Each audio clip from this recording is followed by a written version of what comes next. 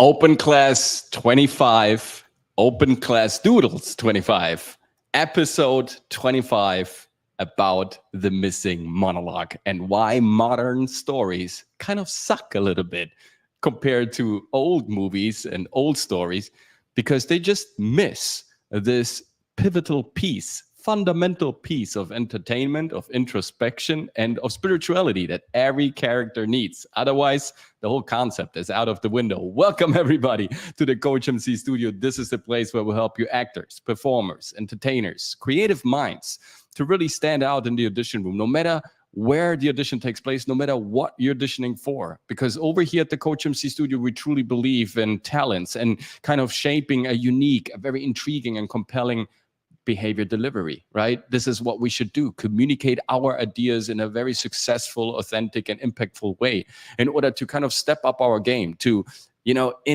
introduce something new to the system and not always kind of repeat the old stuff just because it worked once. No.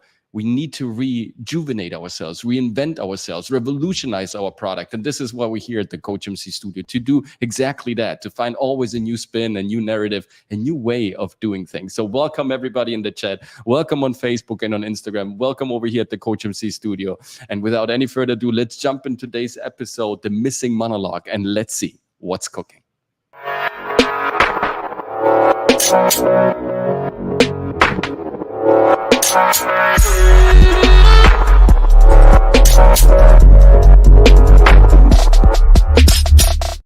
Quick question right off the bat. What is your favorite movie monologue? Do you remember, when we sometimes, we're sitting in the movies kind of enthralled and absolutely blown away by the spectacle on the silver screen and kind of having that a unique moment that we share with the character when he's allowing us to kind of dive deep into his spiritual and to his world and to his inner turmoils and kind of exploring the reasons why he's doing this in the first place. Do you remember those times? Because they seem so far away. It seems like an eternity ago. And no wonder there are basically, if you search the internet, right, it's almost impossible to find a great movie monologue, like something that really kind of shaped shaped the year, shaped somehow the way we think about a movie. From the year 2000 on, right, these moments became less and less and more infected by, all sorts of agendas, and maybe also by the pressure. And we're gonna, of course, analyze all this. But again, like, what is your favorite movie monologue? What does it give to you to listen to a great monologue? Because a great monologue is all what we're craving for sometimes as an audience, right? We want to jump into this other universe and we like to get sucked in. And partially the reason why these movies nowadays are not as enticing, are not as entertaining, are not as deep and interesting and important to us anymore is because we're missing a hero and we're missing his monologue. So in today's episode, we're going to do that. And besides that, maybe we're going to also perform some monologues over here. We're going to look at some beautiful texts from these great movies of the past and not so recent past and sometimes very, very, old ones. Maybe some movie monologues that you guys don't even remember from movies that were, kind of made before you were even born. But that's the fascination about it, right? That's why we still recite to be or not to be. Right, because it's some of these lines, some of these monologues, they carry us away and they let us think about the concept of existence and why we're here in this first place. Because in a way, a movie is a very condensed, short form of telling a life story. Right, the most important moment, the crucial aspect of a life in the character and the character's life, the most important. The apex of that other person that we kind of perceive as an audience and that we impersonate as an actor. And so therefore I kind of, this is one of those episodes that I really hold dearly. And thank you so much for stopping by, Petra. Thank you so much for your comment. Thank you so much for showing up also to, a shout out to the Facebook and Instagram crowd. And without any further ado, let's jump right into it and let's see what we can discover by, you know, going into the world of the monologue. And why am I saying this? Because first of all, you know, if you guys know me from Saturday Night Hypnosis, there, you know, we have this introduction, right? When Hypnotic gives us this, you know, this opportunity to introduce ourselves to the Saturday Night Hypnosis community every Saturday, 8 p.m. Eastern Standard Time. What we do is we give a little breakdown. We give a little slate, right, of, you know, what we do over here on YouTube and who we are. And in that slate, we kind of include, you know, some traits, some features that kind of represent us, right? And so we have Dragon Slayer, who kind of derails everything, who's super long. We have a Trace, who's kind of short and coincides. We have Will of the Fans, who's super funny. Leon, who kind of, you know, diversifies, quite literally diversifies all of his interests and kind of, you know, comes in with a great energy. So everybody brings his game to the monologue, and therefore every channel stands for a monologue, right? And with monologue, because it sounds a bit old-fashioned, what I actually mean is the narrative, right? What is the narrative? And in today's society, we have narratives, you know, kind of, you know, everywhere, kind of circulating pretty much everywhere we go, right? Whether it's a logo or it's a little tagline or it's, you know, kind of a nice ad that we see on billboards. We're surrounded by narratives and monologues all the time. Sometimes they're shorter, sometimes they're longer, sometimes even a short monologue can stand for something very deep, right? It's just a matter of interpreting these lines. And what we see nowadays is, like I said, from the year 2000 on, we have a dramatic decrease in great movie monologues and a dramatic increase in gibberish that doesn't make any sense. Expositions that are just thrown out there, right? They are not placed in an adequate manner into the context of the movie. We see monologues being messy and not related to the context of the character. We see monologues that are just out of pace, out of rhythm. And most of these monologues that we see nowadays, like I said, are kind of, you know, infested. I would call this infested, right?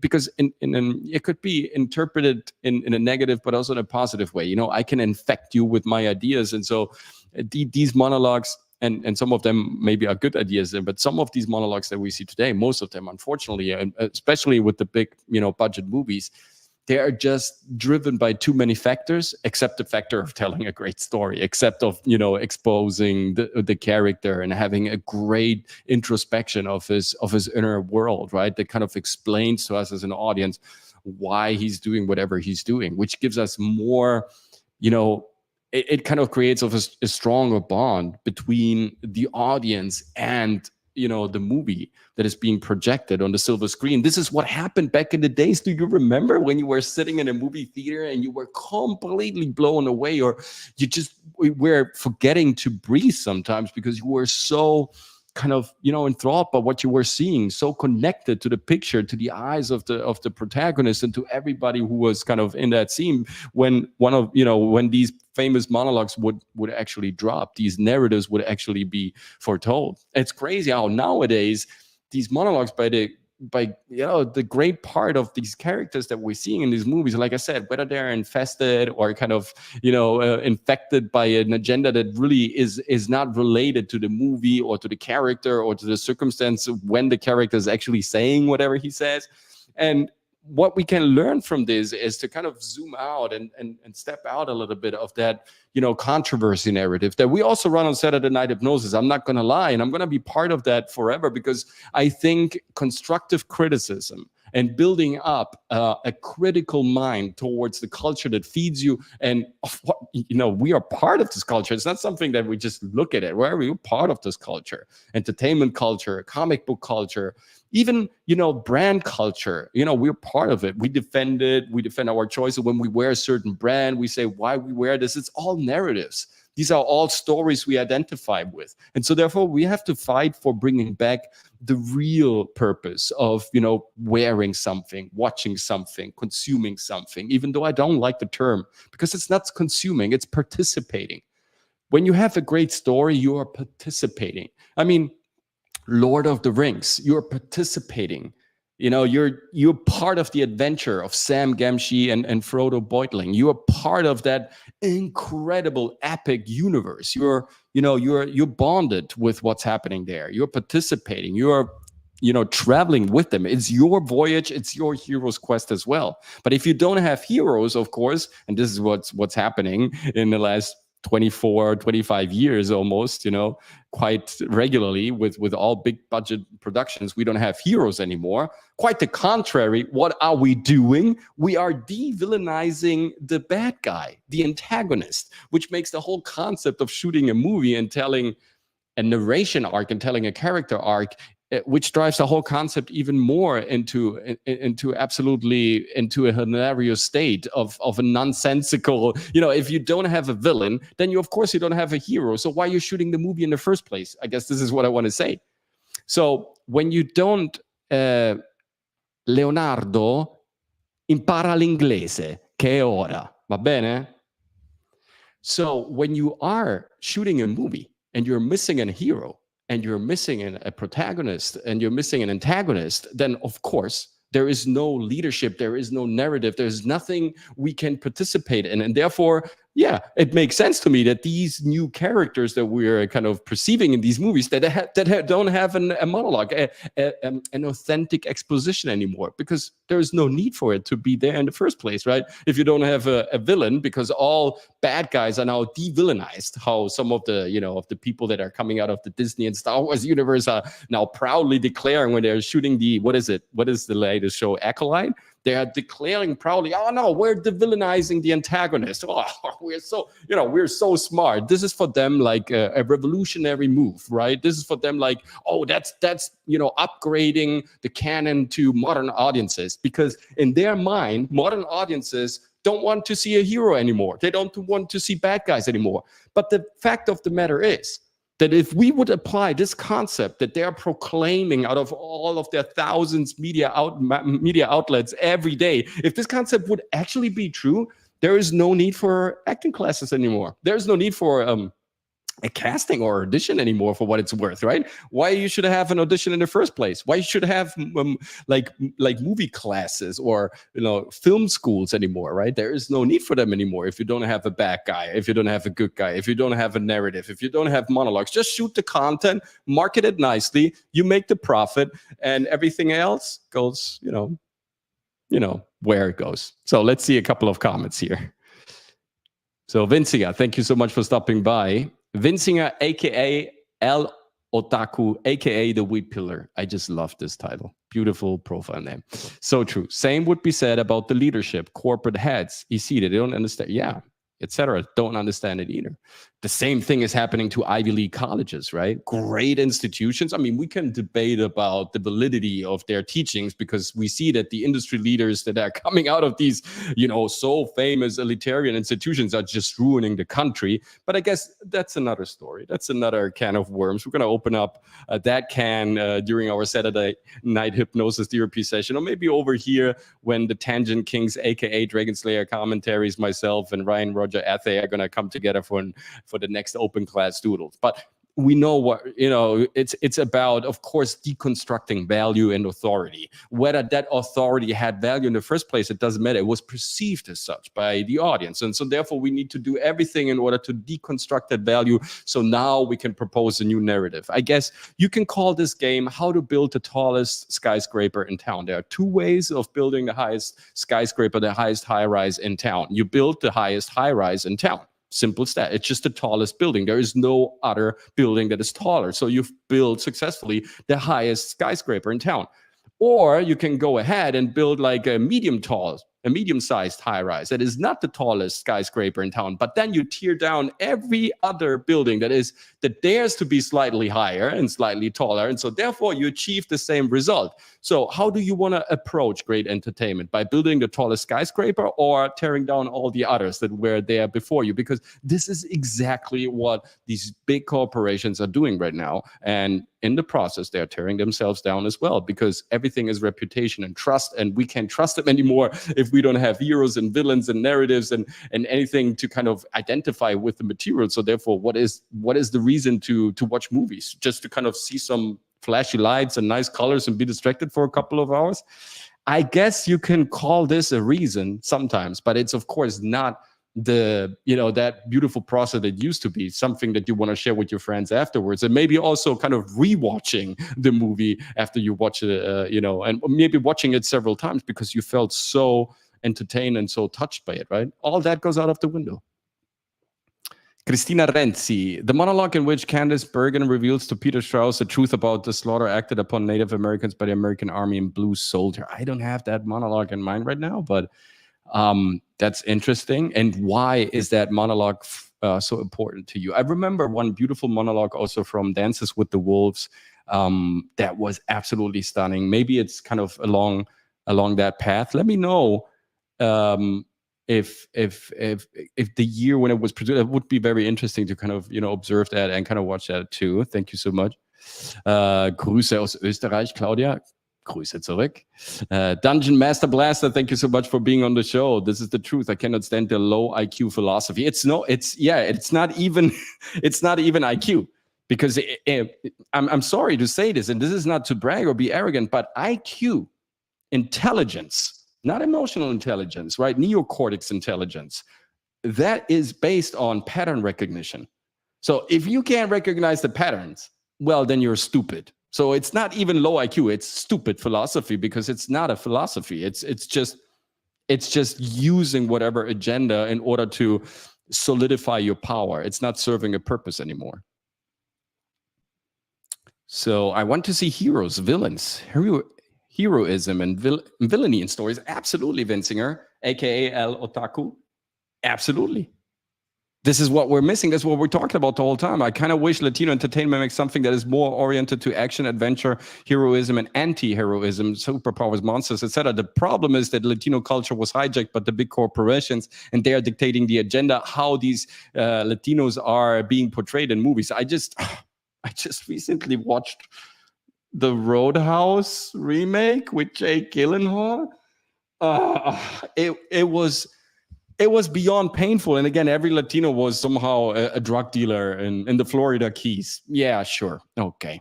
Guys, please. It's 2024. This is all you can come up with?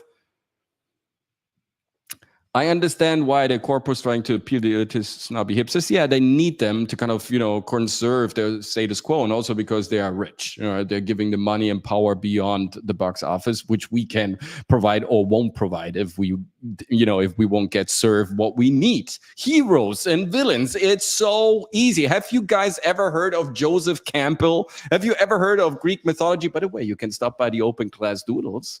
Right?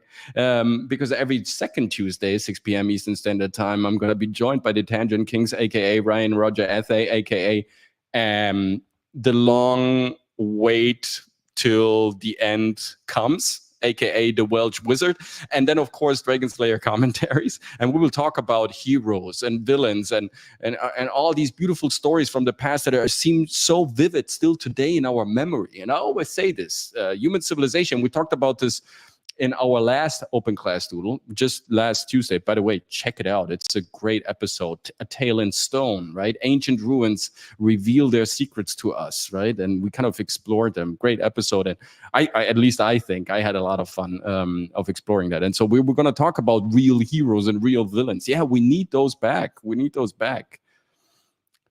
Hey, Sonia, somebody say Latino. Yes, it's just an inversion, Dungeon Master Bless. I agree. Anyone can invert something that was already created. Exactly. And you can create a controversy by just saying, no, that's not true. This is true. And now, what is, and then you need a judge, right? So you create a problem, you offer a reaction, and then you have a final solution. The solution is that you provide the judge, the one who created the problem in the first place. So of course he's going to rule in your favor.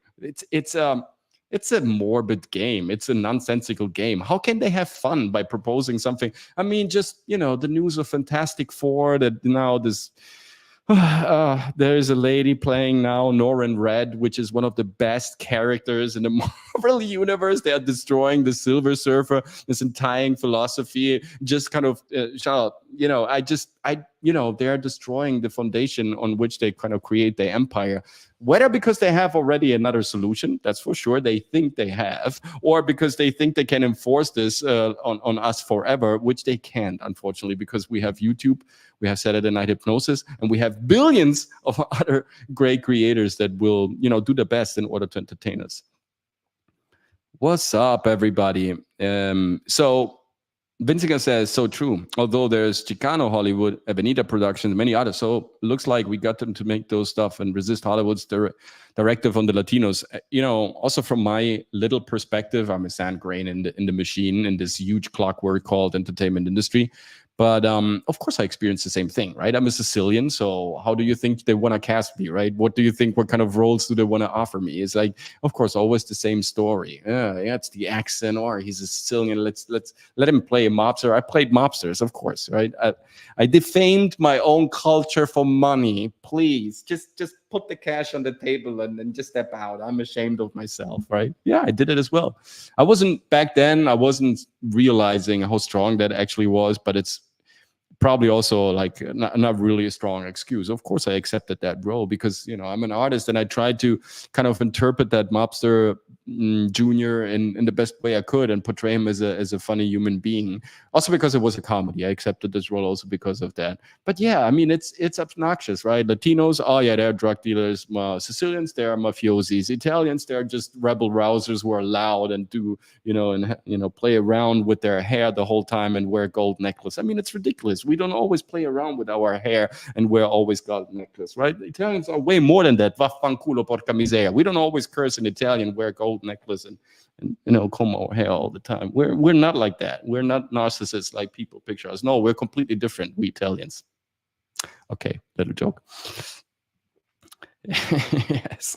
Like, guys, I just want to say, this is also an implementation of what we're going to do very soon, April 27th, as a community. We're going to talk about the importance of breaking down the script and analyzing the heroes and understanding their journey. And even if you're not actors and performers, I highly invite you to join this next masterclass. Going to happen, like I said, April 27th. It's 12 p.m. noon Eastern Standard Time. You can just register. Down below there is the link. You can find me on Eventbrite. You can just join the COACHMC studio community. You can find my Linktree link on Instagram in order to kind of access that course. Registration is for free.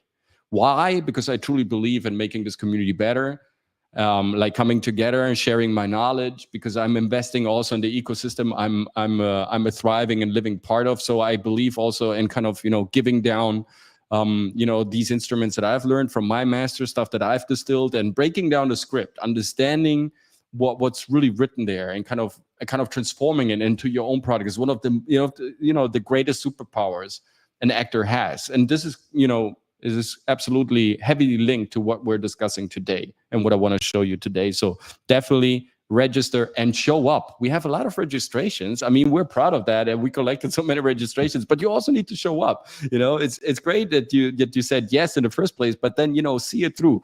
I understand we have all of our appointments and kind of chores and stuff that kind of pops up unexpectedly, but also to the Facebook and Instagram crowd. If you want to register, please just follow my link on Instagram. On Facebook you can find me as well, but also show up, right? Yeah, just have the courage, stand your hero, stand your queen, and be part of the next open masterclass, April 27th, 12 p.m. Eastern Standard Time. What is a monologue? A monologue is a way of redeeming the character, redeeming his world, right? And here I've prepared a little doodle, open class doodles.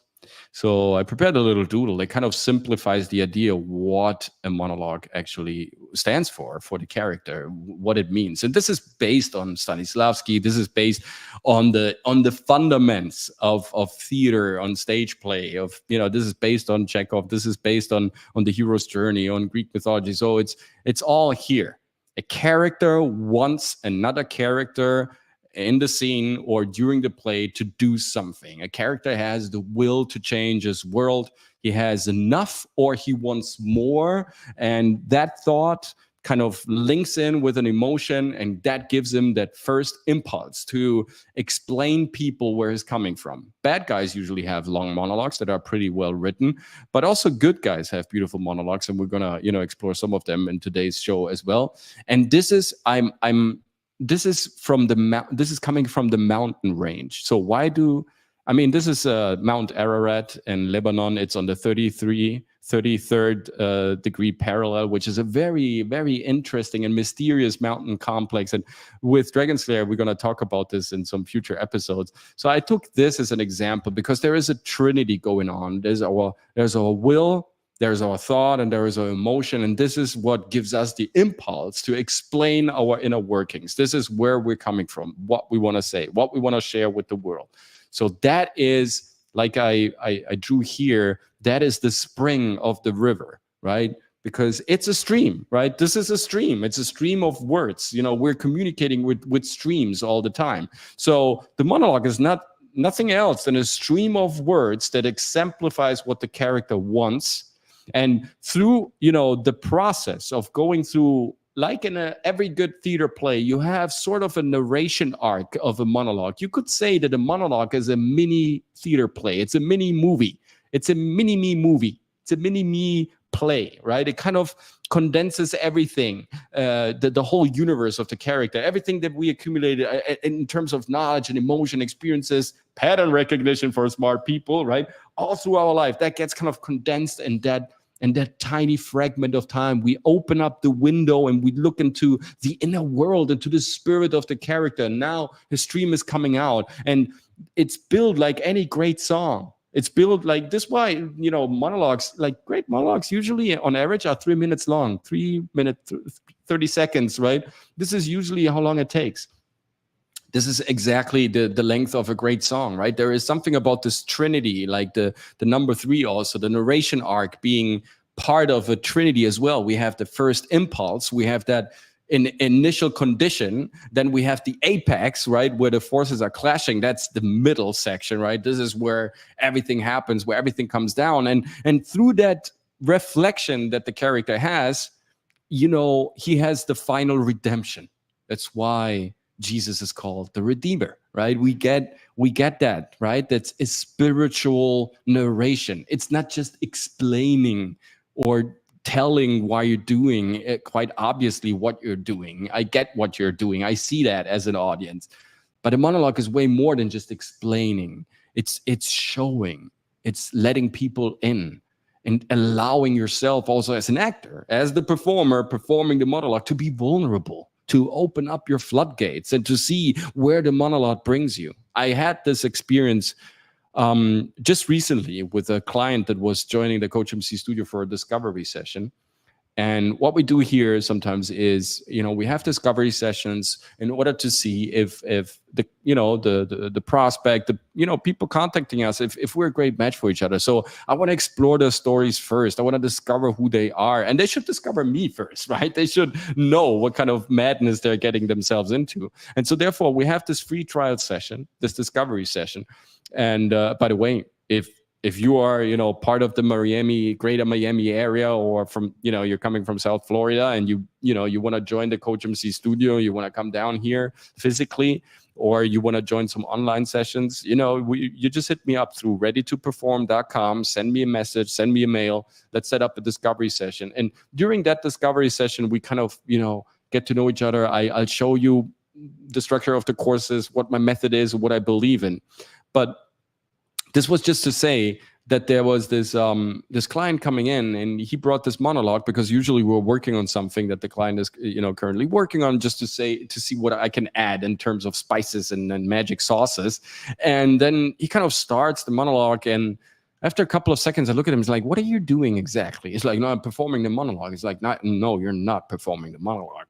You're saying something, but you're not performing the monologue." "Yeah, but this is what I see great actors do. They just say something." "Yeah, but in the movie, my friend, that is made for several $1 million, you have effects, you have beautiful light, you have music, you have editing, cuts, and all that." And so the whole monologue kind of mounts up to a cohesive like art piece. If you just say something like this that has no fundaments, where you just rely on what comes out of your mouth, you need to do more than just telling me something. It's just, you need to show me your world through the monologue and what your intention is and where you get your redemption from. And so he was kind of, the client was kind of playing with this idea and was showing me again something, like trying an approach. I said, look, let's say these are the last 3 minutes of your life. Let's assume this monologue, it's the final, it's those last things that you want to say to planet Earth before you pass, right? Before you go forever. So how would you use those last 3 minutes? Would you just say something, or would you leave an impression? Would you leave a legacy? Would you leave something that endures time? And then he kind of looked at me and he said, all right, just give me a second. He went out of that door. And it was the Joker monologue, by the way, from the latest Todd Phillips movie. And he came back in, and it was absolutely extraordinary what he performed. That was spot on. And afterwards, I was like, that was great. And he's like, no, wasn't it too much? No, it wasn't too much. You did what's necessary in this moment. It was beautiful. You finally opened up to the moment, to the occasion. You finally showed vulnerability. You finally showed what your purpose is and why you want it. We always want something from someone else in our lives. Now, all of a sudden, when we're acting, I see this kind of reoccurring theme that all of a sudden, no, I don't want anything. I'm super cool. I'm Mr. Perfect. I don't want to show any emotions. Yeah, but then it's not entertaining anymore. Then it's just telling, just telling something or just saying something. It has no content. It has no value. Right. And this is what they see. This is what I'm also afraid of. This younger generation of filmmakers, creatives, actors, and performers, they grow up with these shitty movies that have no monologue, no hero, and a de-villainized antagonist, which again is absolutely ludicrous. It makes no fucking sense to create a villain that is not a villain, to kind of create a villain first, and then all over the movie we are so preoccupied in letting this villain look good, as if we want to promote evil. And then what we do is we don't give the good character any monologues, as if we want to let him look stupid. And so we have a non-evil antagonist and a stupid protagonist, and again, and this is how people grow up. This is the current culture. And so of course when they come through the store the first time, they really don't know what they're doing in terms of how do I present myself. And this is so sad, because if they just would take a look at this, for example, what I tried to do is to give you a doodle that kind of explains what a monologue does. It's my will. I made a promise to myself. I have enough of this world. I have enough of these circumstances. I want to tell you something. I want to have more attention. I want to have more life because of that and that reason. Or I want to show you what happened in the past so you finally understand what you need to do in the present so your future will be better than my future. This is what usually a monologue does. And that's the gold. That's the gold of any character. And then we go, when the stream starts and our subtext is established, the subtext is what we actually mean when we say something. Again, right? When we are out there in real life, right? We don't behave so nicely and adequately all the time. We say people what we want because we want that to happen, right? And when we say good morning, how are you? Sometimes we greet our colleagues when we're at work. We say sometimes things that are circumstantial that we don't really mean, right? In order to kind of keep up with the status quo and to avoid any personal discussions or conversations, because we don't want to get attached with our environment, right? So we don't always say what we feel, and we don't always mean what we say. And of course we always want something, and we are in constant competition with our outer world, therefore. But then when it comes to movie making, all that goes out of the window. Sometimes these people come through that door and just forget that it's also about a competition that we have with ourselves, with our past version. And so what are emotional islands? I drew in some emotion, like this term emotional island, because I think like that every section of the monologue is based on an emotional island, right? That's sort of the premise, that what drives you there. And Sandra, thank you so much. And Vinciga says, good point. Since I'm getting concerned about we're going to get a bad future in our hands, future filmmakers growing up with a bad call, of course, it's like, what is the yogic cycle, the Yugi cycle, right? These filmmakers end up making the culture more, exactly, because they are just, you know, that's exactly my point. That's a fantastic point. Vinzinger, aka El Otaku. That's exactly my point. It's like they don't know it better, so they just reproduce what they see. They are like kids, right? Pattern recognition. If the pattern that they see is flawed, then their repetition will be flawed. And so we have to kind of fight against this. And this is why I joined the Good Fight on Hypnotic's YouTube channel, even though in a way it kind of, it also exposes me to the danger of getting, somehow racial or blacklisted or whatever by Hollywood. I don't fucking care, right? Because I'm an actor, I'm in an agency, and I shouldn't, talk about these topics, I guess. In their eyes and their view, because that somehow kind of, oh, right, I'm a traitor to my culture. Actually, quite the opposite, ladies and gentlemen. I'm trying to fortify my culture. I don't care too much about the business that is based on a flawed product or on an agency that doesn't belong into this culture. I don't give a damn about that. That's for sure. But I care about the culture. I care about the passion behind it. I care about the art. Because art makes us richer in our hearts. And this is, I guess, also why they try to destroy arts, to make us even poorer spiritually, emotionally, and also, IQ-wise, right? Because if scripts are getting dumber and the culture that surrounds us is getting dumber, then we get dumber. Yes, I care about the craft because I believe Dungeon Master Blaster. Thank you. Yes, I do. Because the craft has given me so much, so many incredible moments in my life. Like being on tour with my theater stage group and kind of touring Germany or touring Italy and seeing all these, people, all these faces, all these, all these different shows and kind of getting the feedback from the audience and working, with the stage technicians and kind of setting up shows or being on set, kind of exchanging with the crew, with the technicians, with everybody who's responsible, the Teamsters. And this is why also I'm covering the, everything that is concerning Hollywood and from the Teamster position, because I this is the heart and soul of movie making. It's the connection with these incredible human beings that are working so hard. That's why we're covering the strike. We covered the picket line, and we will continue talking about this. And we flew out to Los Angeles regularly to kind of see how the development, kind of where it is going, right? After the so-called C virus endemic, whatever went on there, we wanted to see firsthand how people, the Teamsters, the actors, everybody is kind of affected by this.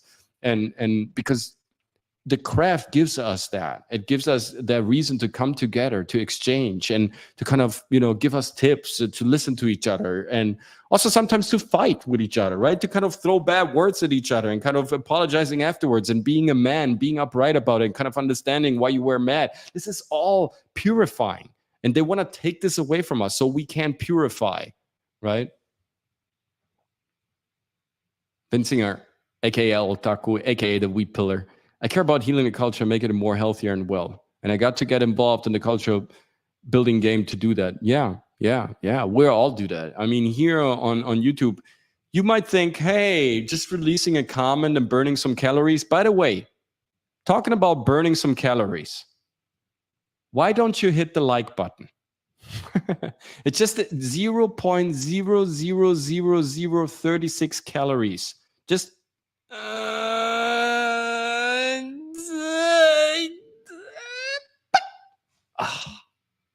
right? Just hit that like button.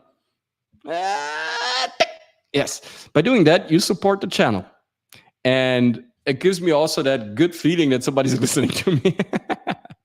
No, but seriously, guys, subscribe and like. Yes, I think our part here on YouTube, like you guys commenting, you coming together, us meeting online, and also being part of, the panel of Saturday Night Hypnosis, and also having the panel bigots here as guests on my channel, and doing all this here on YouTube, like generally, I think is a great way to fortify a culture, to believe in something. I think we are the rebel troops in a way, right? It kind of reminds me of, us fighting against Skynet, or us fighting against as the rebellion against the dark side. Somehow it kind of gives me that romantic feeling, right? Call me old-fashioned, old-skinned, doesn't make any sense. Old-fashioned, right? Call me old-fashioned.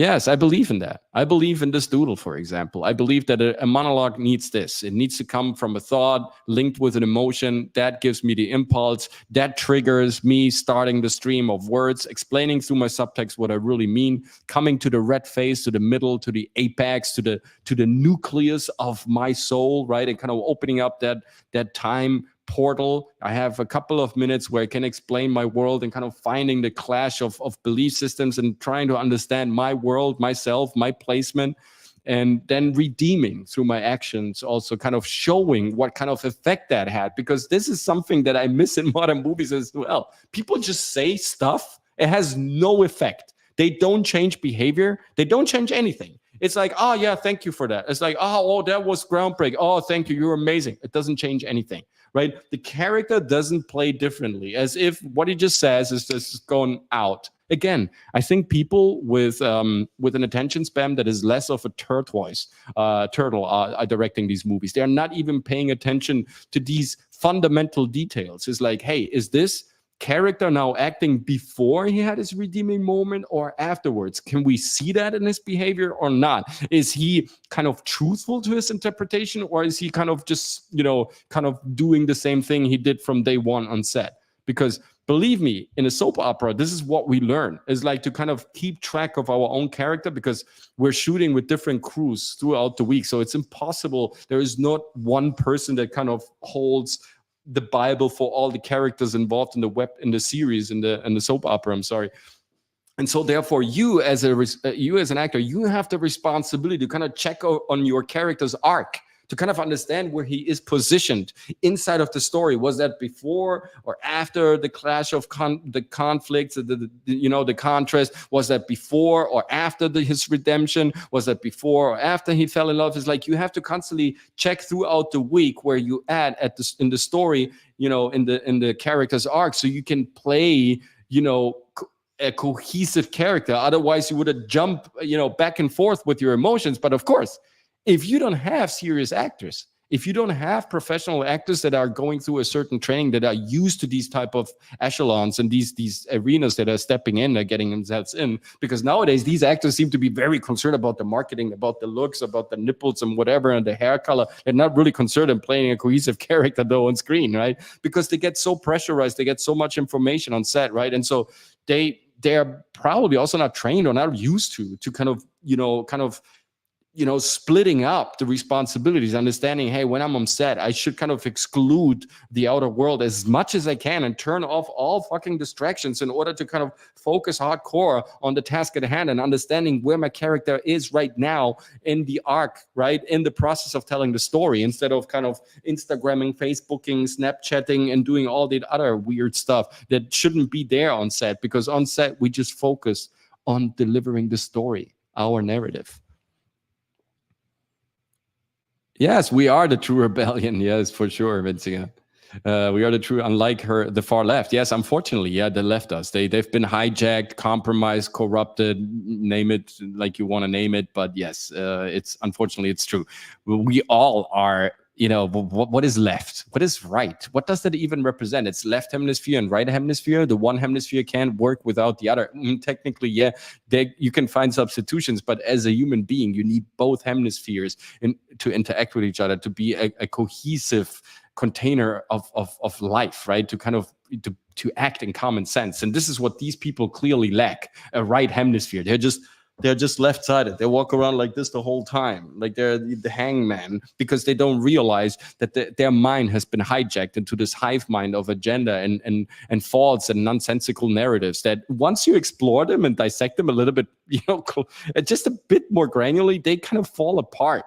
This is what is happening. This is what we're kind of witnessing the whole time. But I think the time has come now to kind of turn this whole boat around, guys. And it's happening slowly, but it's happening.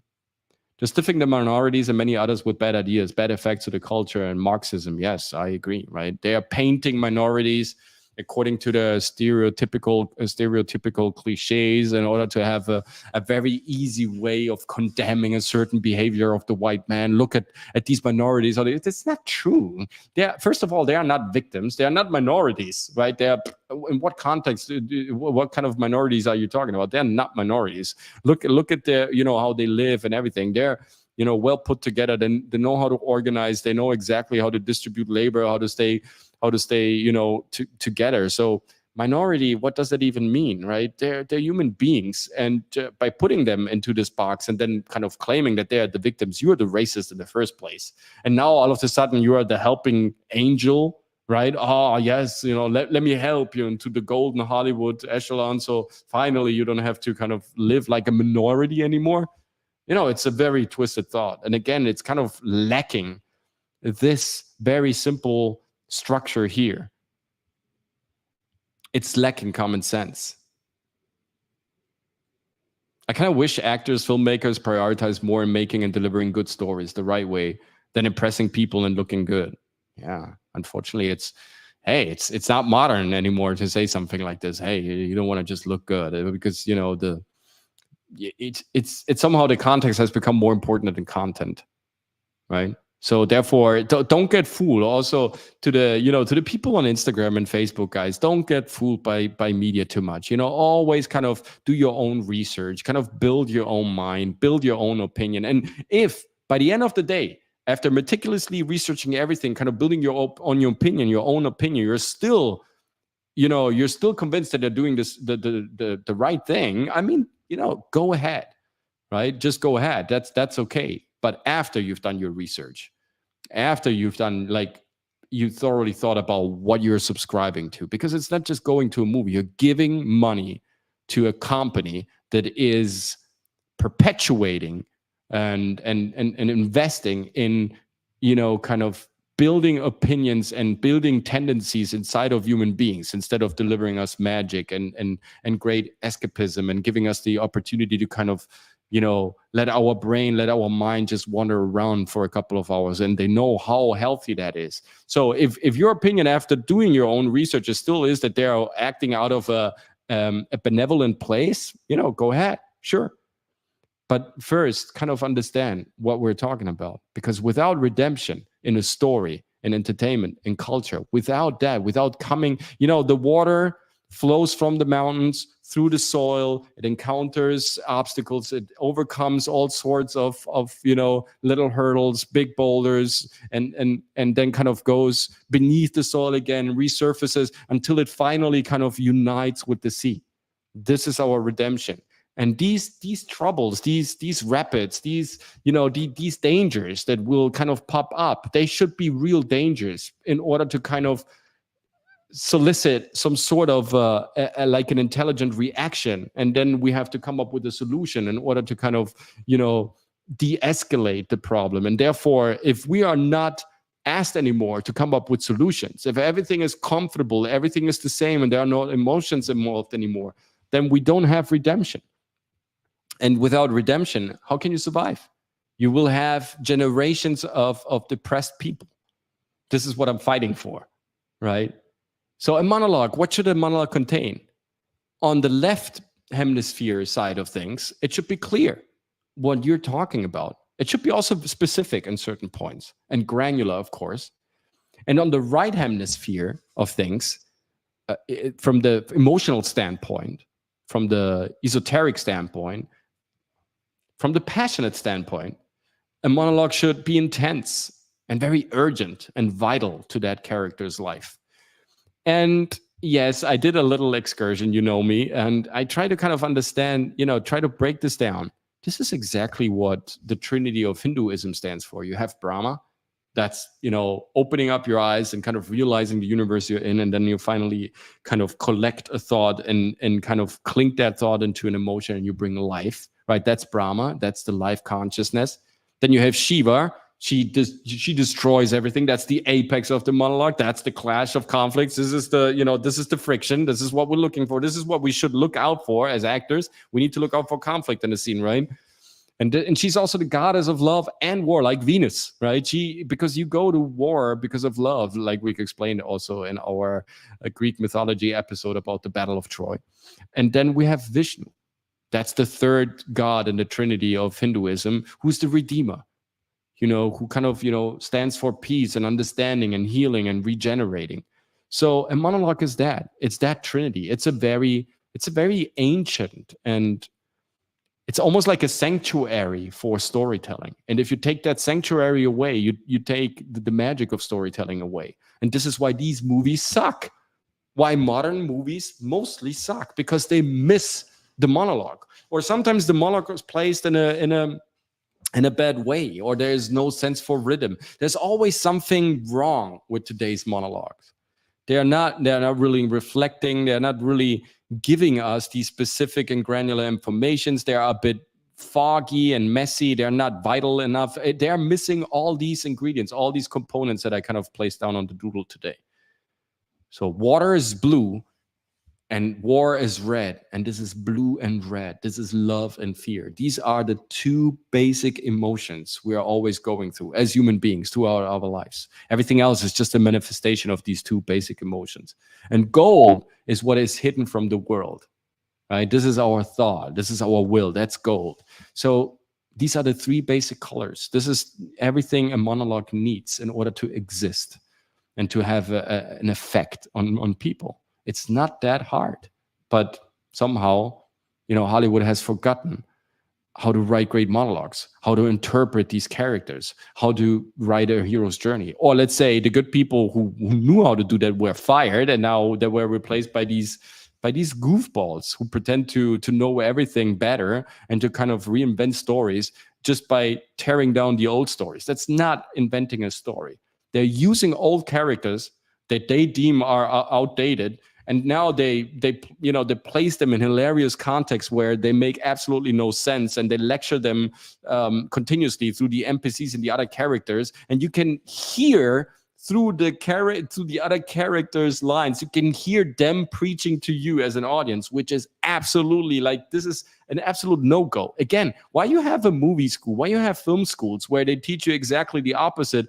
When you start working in Hollywood, you kind of invert the pyramid and you do just exactly that. That what has previously been taught to you for 4 years straight to be an absolute no-go type of area, right? You don't want to preach as an author, right? This is like script, like playwright writing. Like this is the first thing that you hear. Hey, don't preach. Don't insert agendas too much, right? Yes, your story should come out of your emotional niche, but it's not your mission to preach. It's actually to leave it up to the audience how to decide, how to judge, right? It's up to you and to your skillfulness to let them like you as a character, and not to kind of tell them, oh, it's necessary to do that because I have the ultimate wisdom, and so you have to accept whatever my characters say because this is now the accepted rule out there in the world. Yeah, but it's not movies. It's not entertainment anymore. Then it's just politics, and you just ostracized. You just usurped the meaning and the essence of movie making if you insert just your opinion all the time. So what is a good monologue? A good monologue is something that, again, touches us, that leaves us speechless. A good monologue is something that gives us an interesting idea about another human being. And the first monologue I want to present to you, probably not a lot of you are aware of this piece, or maybe you've forgotten about it, but it's out of the movie Jaws from Steven Spielberg, released in 1975. And this monologue was performed in that movie by Robert Shaw, who is a brilliant actor. In that scene, we see Roy Scheider and Richard Dreyfuss being in a state of awe as actors, right? They were breaking their character because they were just overwhelmed and blown away by the artistry of Robert Shaw and how he was presenting this monologue. And I wanna kind of dive into this. So in Jaws, they have this older guy who's a war veteran, and he's a hunter, and he helps them, kind of in the beginning. They think they can rely on him. And he has this incredible scene where he explains what sharks are. And through this, spine-chilling monologue that Robert Shaw, look at his eyes, man. Look how invested he is. Look how much he believes what he's saying. Already that is just still. But I miss those eyes. I miss this connection with the script. I miss this connection with the other character in the scene. Look at already that is enough to make you believe that what he's about to deliver. Look at this. This is just a blurred picture. How just this composition alone, right? And they're sitting there in the belly of the boat, and they're kind of delivering this incredible. Japanese submarine slammed 2 torpedoes into our side, Chief. This is when everything starts. I can show you all of it, of course, because then I'm in trouble. But what he does is a picture book example of what a great monologue needs to contain. And this is the full transcript of it. And I just wanted to kind of show you. Yes, Dungeon Master Blaster, the bigotry of low expectations is very offensive. I know. You're very right. Ciao a te. It's a fantastic scene. It's great you remember it. Yeah, it's an absolute, it kind of blows. I'm too young, but in a couple of years, I want to record this monologue because I want to put it on my show reel. I just love it. So, Japanese submarine slammed torpedoes into her side, Chief. We was coming back from the island of Tinian to Leyte. We just delivered the bomb. Hiroshima bomb. 1,100 men went into the water. Vessel went down in 12 minutes. Didn't see the first shark for about a half hour. Tiger, 13-footer. You know how you know that in the water, Chief? You can tell by looking from the dorsal to the tail. What we didn't know was that our bomb mission was so secret, no distress signal had been sent. They didn't even list us overdue for a week. Very first light, Chief, sharks come cruising by, so we formed ourselves into tight groups. It was sort of like you see in the calendars, the infantry squares in the old calendars, like the Battle of Waterloo, and the idea was that shark come to the nearest man, that man he starts puddling and hollering, and sometimes that shark he'd go away, but sometimes he wouldn't go away. Sometimes that shark looks right at you, right into your eyes. And the thing about a shark is he got lifeless eyes, black eyes, like a doll's eyes. When he comes at you, he doesn't even seem to be living till he bites you. And those black eyes roll over white, and then you hear that terrible high-pitched screaming. The ocean turns red. And despite all your pounding and your hollering, those sharks come in and they rip you to pieces.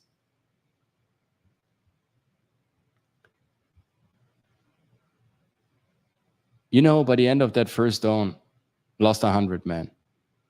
I don't know how many sharks there were, maybe 1,000. I do know how many men. They averaged 6 an hour. Thursday morning, Chief, I bumped into a friend of mine, Herbie Robinson from Cleveland, baseball player, Boston's mate. I thought he was asleep. I reached over to wake him up. He bopped up down in the water. He was like kind of upended. Well, he'd been bitten in half below the waist.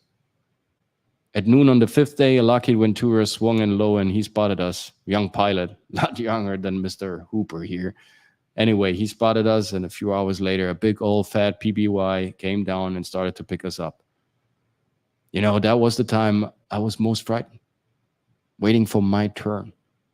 I never put on a life jacket again.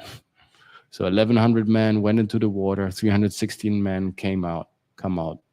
The sharks took the rest. June the 29th, 1945. Anyway, we delivered the bomb. It's that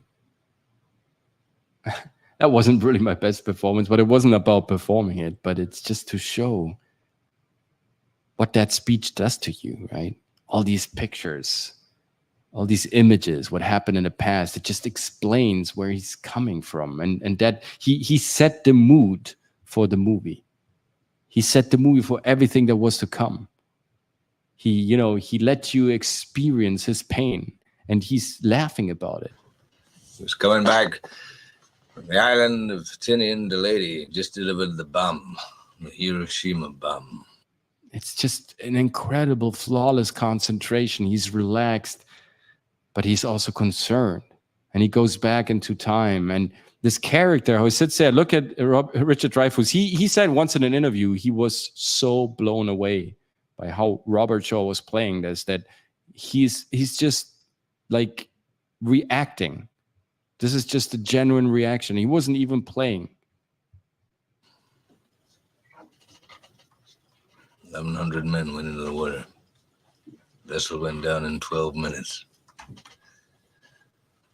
Didn't see the first shark for about half an hour. Incredible, right? Because the monologue is so good.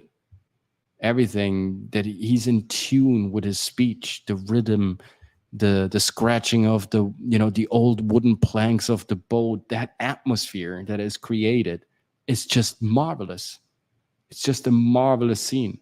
I can't believe Steven Spielberg later on went on to shoot these movies in the last recent years. I'm so grateful for his work, for his body of work. I mean, he's one of the greatest directors of all time. But what he did in the last years is just a shame.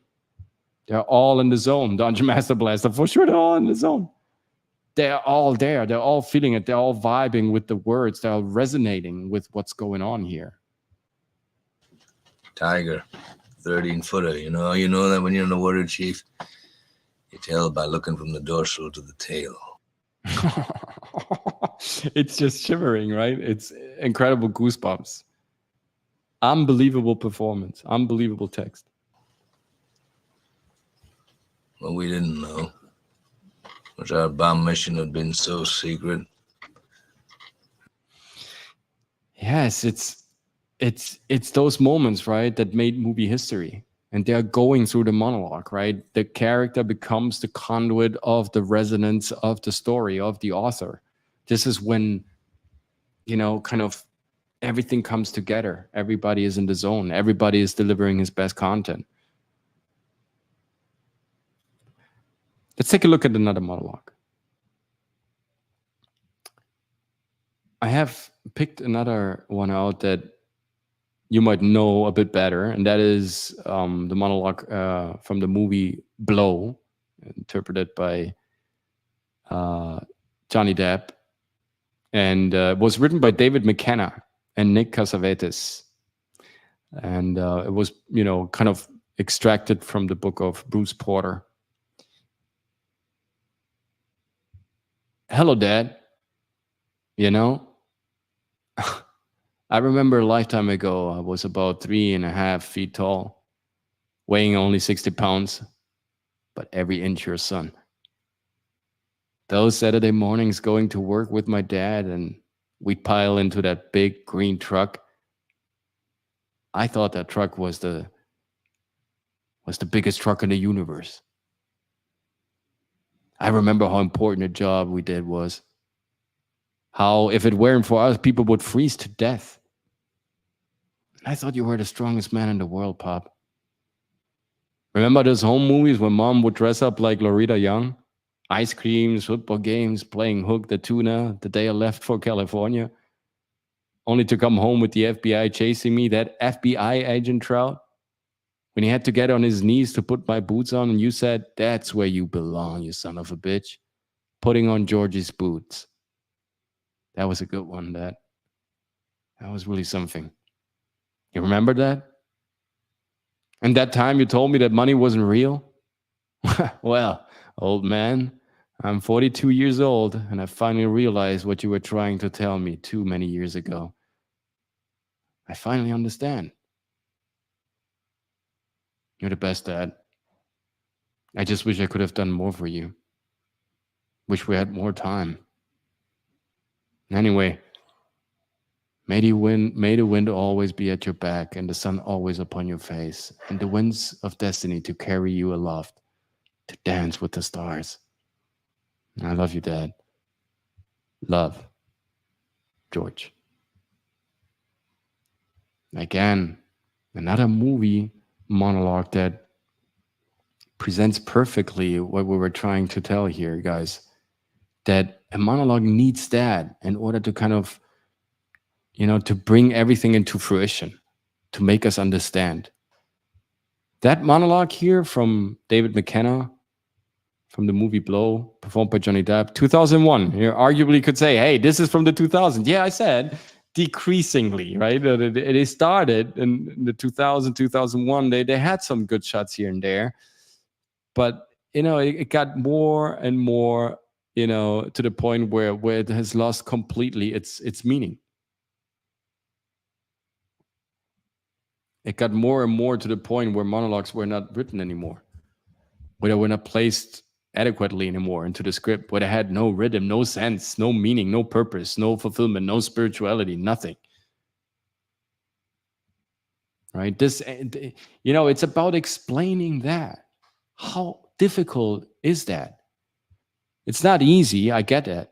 But, being so lazy to invent a complete ludicrous type of narrative in order to not being forced, quote unquote forced, because this is the beauty. Of course, as artists, when we draw, when we write, when we rap, when we sing, when we do all these things, of course, we want to get better. We want to be better than our ancestors, better than our artistic forefathers. And of course, sometimes that means to kind of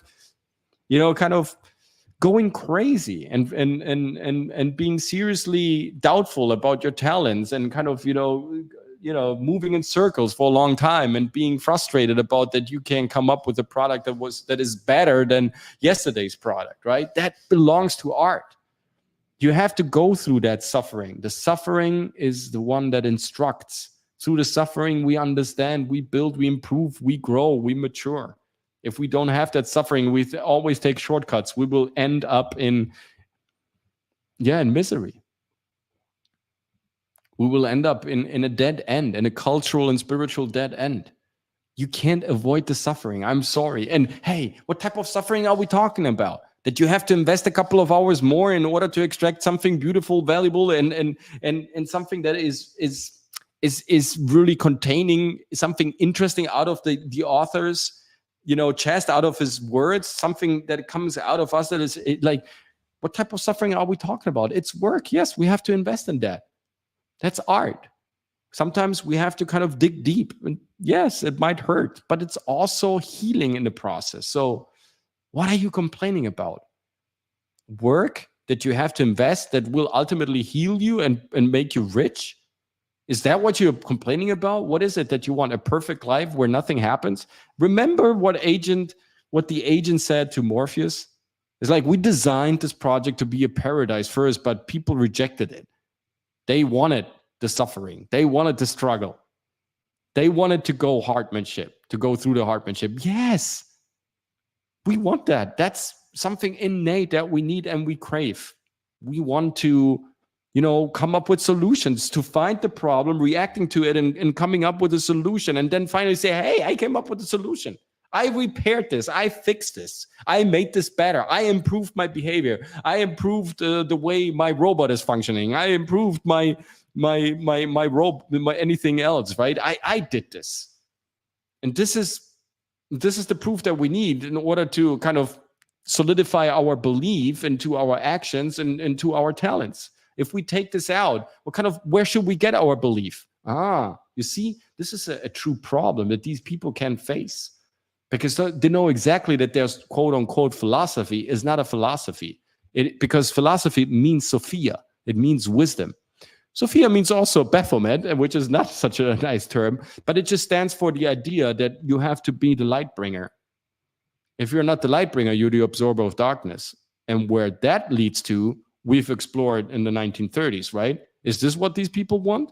Because that's not a philosophy. It's the end of life, right? It's the end of development. It's the end of our spirit. And monologue stands for that. This is why also this episode today, Open Class Doodle 25, is so important. If we take the monologue away from the story, it's like the whole house will crumble.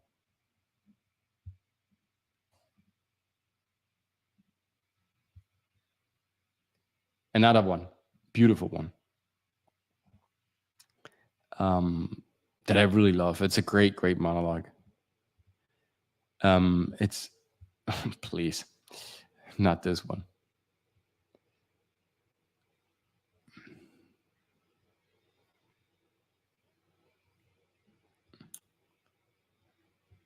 So this is from Good Will Hunting. I can't learn anything from you that I can't read in some fucking book. Unless you want to talk about you. Who you are. And I'm fascinated. I'm in. But you don't want to do that. Do you, sport? You're terrified of what you might say. Very effective. He's a true legend. Look how, again, he's...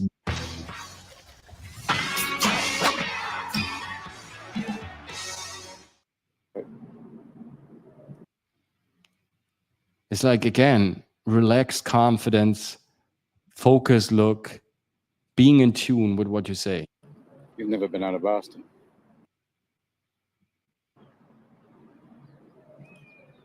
Nope. So if I asked you about art, you'd probably give me the skinny on every art book ever written. Look. Michelangelo. Know a lot about him. Life's work, political aspirations, him and the Pope, sexual... Again, it's like when you start listening to actors who are really entrenched with the material that they are performing, you feel the resonance. You know the 738-55 rule, probably, where it states that what we remember from a human being that kind of gives a lecture, a speech, or kind of delivers a monologue is not so much the content. That's only 7%. What we remember is more the tone of his voice and the behavior of his body. And so, again, if a monologue is not written well, for us as actors, it's almost impossible to kind of fall in love, right? To kind of inform our physicality, to kind of dive deep. And so, therefore, it remains an exterior experience. It's not an interior exposition anymore, right? It's not that introspection anymore. And if it stays exterior, of course, it loses 80% of its effectiveness. Orientation, the whole works, right? I bet you can't tell me what it smells like in the Sistine Chapel. Yes, beautiful. How he gets in there, how he uses metaphors, beautiful pictures, interesting build-up on how he wants to get to the core of things. You've never actually stood there and looked up at that beautiful ceiling. Great, look at this. Again, he's feeling it, right? He's in there. He's really sensing the moment and kind of stepping forward as the character. And at the same time, he's showing me through his envy, through his jealousy for this character, right? That just sits next to him, that has all the chances, all the possibilities, all the treasures of God, and doesn't want to use them and kind of rejects them, right? And he's in pure despair about that. If he could trade places with him, he would instantly do it in order to finally set his talents free. And so therefore, he's in desperation looking for the right solution. And he has to travel deep down inside of himself in order to help Matt Damon's character to kind of finally get out of that dark pit he maneuvered himself into. Seen that. If I ask you about women. And it goes on and on and on.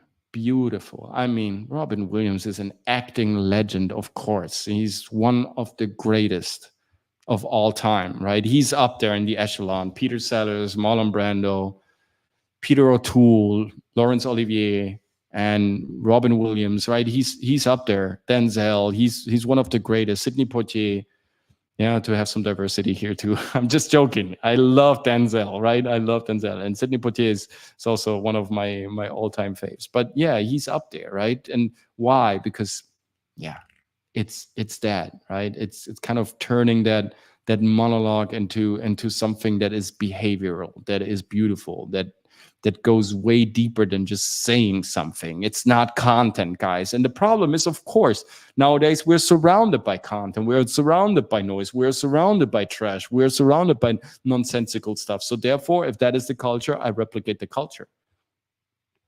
And if we don't improve the culture, then our monologue's gonna suffer from that. And as a result of that, the whole movie and the whole, again, it's a never-ending vicious cycle. We need to break that cycle.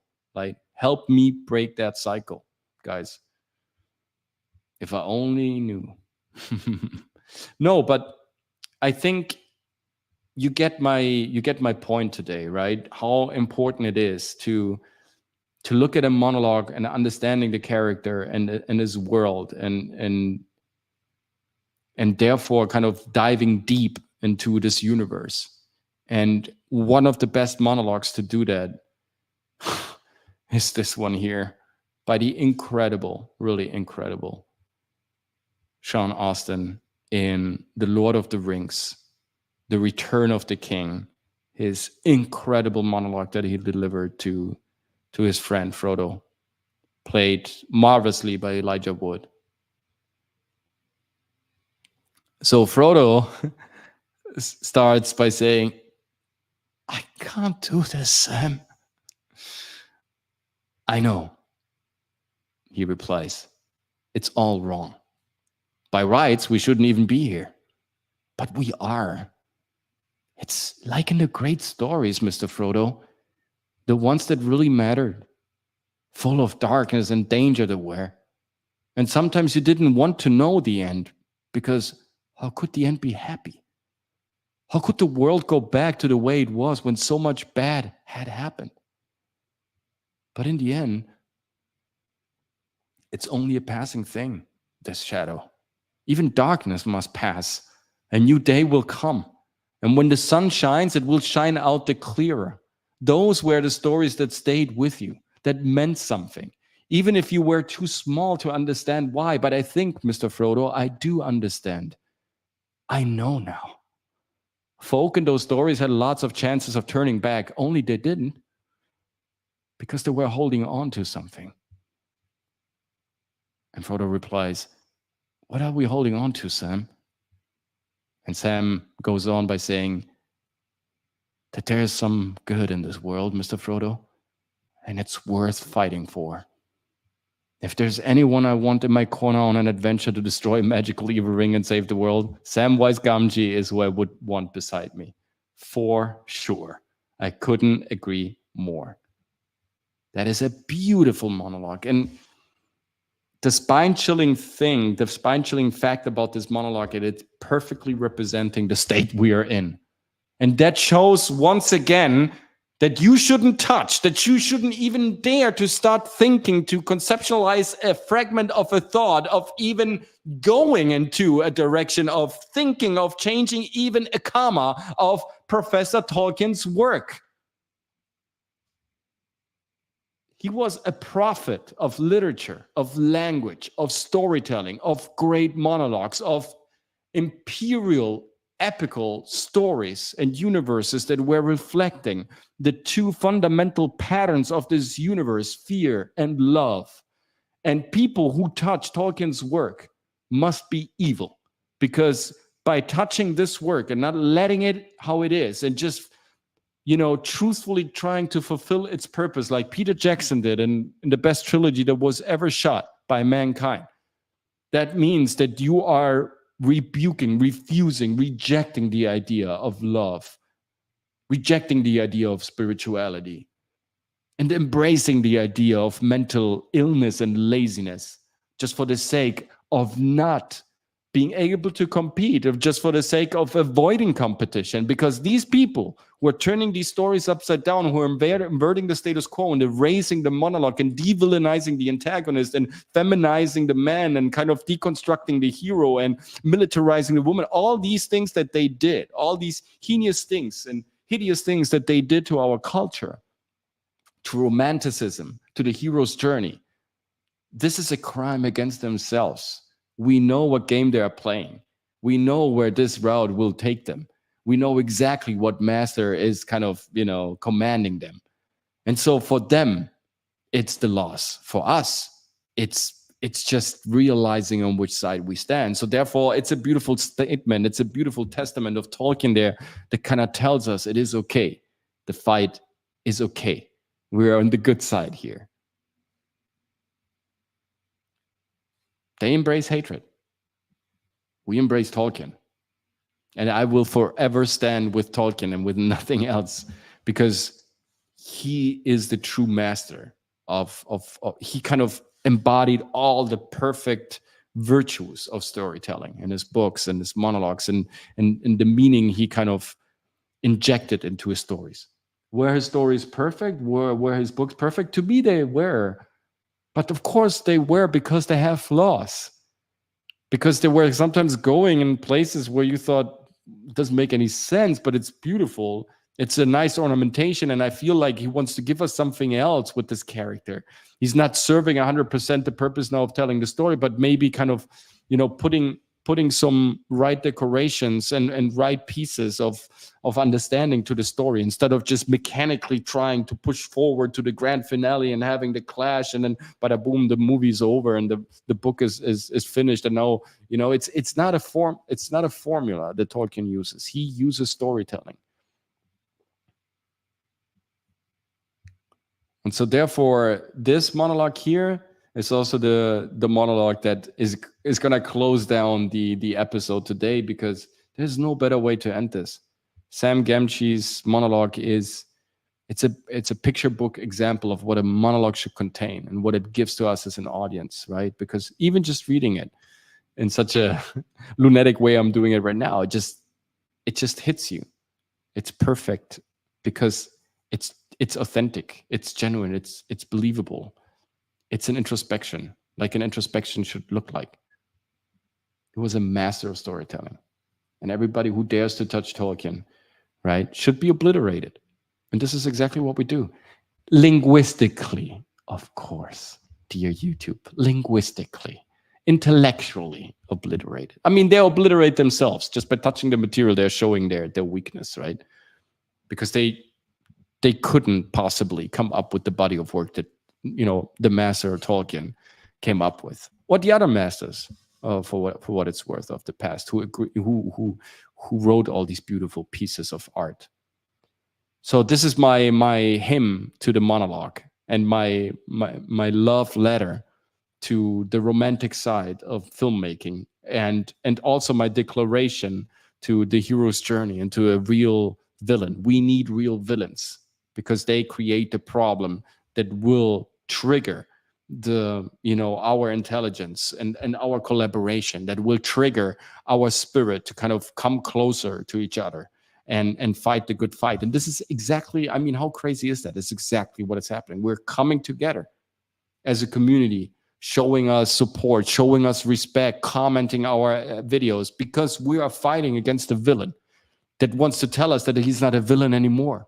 Right? The devil is perfect because he likes to tell you that that he's not existing. Right? It's just that, right? And wow, this is how the time goes. This is just the will of the people. It's not, right? All creatives must follow the footsteps and examples of Tolkien, Akira Toriyama, Osamu Tezuka, Kentaro Miura. Beautiful. And I'm gonna have Hypnotic very soon on Open Class Doodles as well, where we're going to talk about manga culture and the storytelling of the East. So don't worry about that. We're going to dive into that topic as well. I'm super pumped about that. I mean, everybody who knows Hypnotic knows how obsessed and crazy he is about mangas and how many books he possesses. It's in a terrific collection. I'm envious of that collection. I'm going to be honest with you. And we're going to talk about that type of storytelling culture as well. But yes, of course. I mean, look at Akira Kurosawa, how he influenced Sergio Leone, how he influenced the spaghetti Western culture, how he influenced also Stanley Kubrick, and how they, kind of created these epic landscapes, these epic visuals, these super wide openings, right? This is exactly what we do. And I couldn't agree more. Vincent, again, you're nailing it. We must follow the footsteps and examples. It's okay to follow the footsteps, learn from the masters, and going through the suffering, understanding that we need to build a better project, a better, story, a better product in order to be seen. Yes, you can't just blame others and say, no, I'm relevant because I blamed others. No, you have to create something for yourself, my friend. Big news. This is how it's gonna be. It's just that. And what we're seeing right now from the enterprise media system is a model that is failing, right? Where we have exactly that, where people are so lazy and so entitled and so arrogant and so kind of, injected with theories and nonsensical agendas that they think just by, kind of replicating what they've been told to say that they are relevant. And we see with Taika Waititi or whatever his name is, and all these other goofy actors and characters that are kind of popping up out of Hollywood and kind of taking, directing these hyper budget movies, how they are failing. We see how these people are not able to withstand the pressure. And what do? They do? Again, blaming others. Again, pointing the finger. They're not able to write monologues. Do you see a great monologue? Have you ever heard a great monologue coming out of these movies recently? These superhero movies or whatnot? Monologues that really made sense? Nothing like that ever happened. Because they don't know how to write them. Because probably they forbid them to write them, right? So I don't know what happens like behind the stage here. I wish I could be in a writer's room sometimes and kind of be just a quiet listener. But in the end, I would vomit so loud that they will, kind of detect me immediately. So I'd rather stay here behind my desk and give you the opportunity to be to be part of the COACHMC studio world. And I just want to say thank you guys for being here. Thank you to the chat. To the Facebook and Instagram crowd. Thank you to Vincinger, to the Dungeon Master Blaster, Emilia, Isabel. Thank you so much to Sylvia, to Sanya, to all the other beautiful people who stopped by, to Claudia, Leonardo, to Petra. And yes, everybody also supporting us on Saturday Night Hypnotic, everybody following our content on Twitter, which you can do. It's the COACHMC. COACHMC also on Instagram. Everybody who's here, I don't take that for granted. And so it starts like this, right? It starts with a bunch of people who believe in something, that they have an idea, and then they deliver, that they kind of, they develop a passion for something that they believe in. And this is where a rebellion starts. Christina Renzi, the monologue in which Candice Berger reveals to Peter, yes, yeah, I know, but I have to really look for that. Maybe we'll talk about that later. Another show further down the road. Thank you so much for stopping by, guys. See you on Saturday, like I said, on Hypnotic's channel, Saturday Night Hypnosis, 8 p.m. Eastern Standard Time. See you next Tuesday. Probably going to have Hypnotic on the show. If not next Tuesday, maybe the Tuesday afterwards. We're going to talk about mangas. Definitely also stand by for the Tangent Kings, always coming back. Dragon Slayer commentaries and Ryan Roger Athay as well. Where we're going to talk about a lot of beautiful ancient knowledge, ancient ruins, conspiracy theories in a humoristic way, right? It's just an open discussion, and we don't claim to know anything. We don't have any secrets, anything. It's just us goofy guys kind of building a culture for ourselves.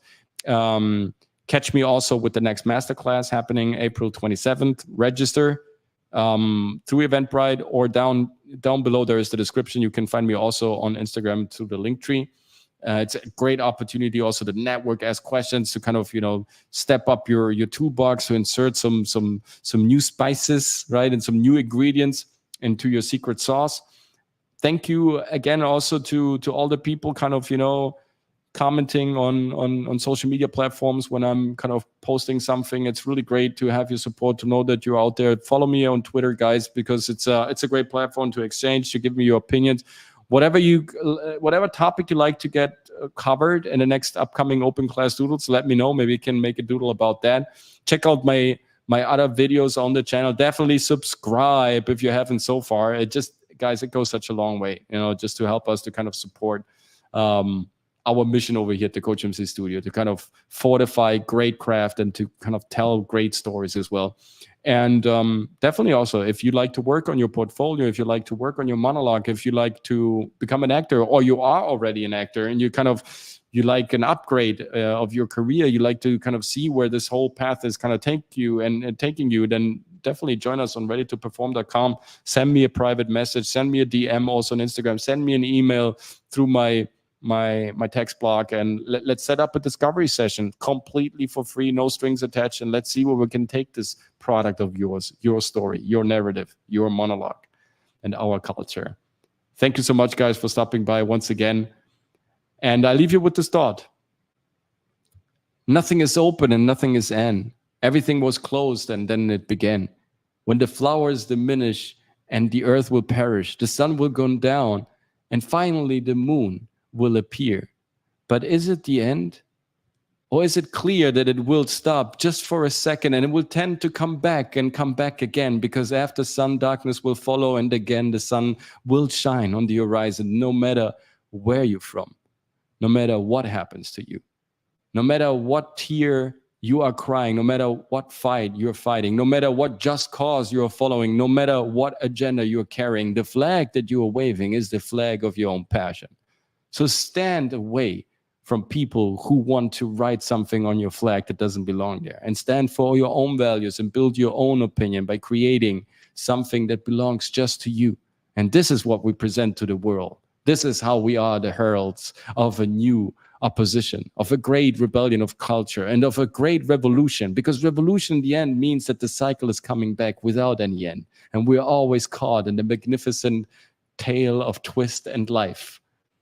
And so when the flower is ripe, when the fruits are blooming, and when everything is fresh, it's easy to assume that everything will continuing and be blooming and be fresh and be natural and fantastic. But it's not like that. Demise will follow when everything will be created, and creation will follow when everything will be down. So we are here for the creation, for the love and the passion that we're standing for. And we will not bow down. Not today. See you next time, guys. Thank you so much. And now, I guess, you're ready to perform.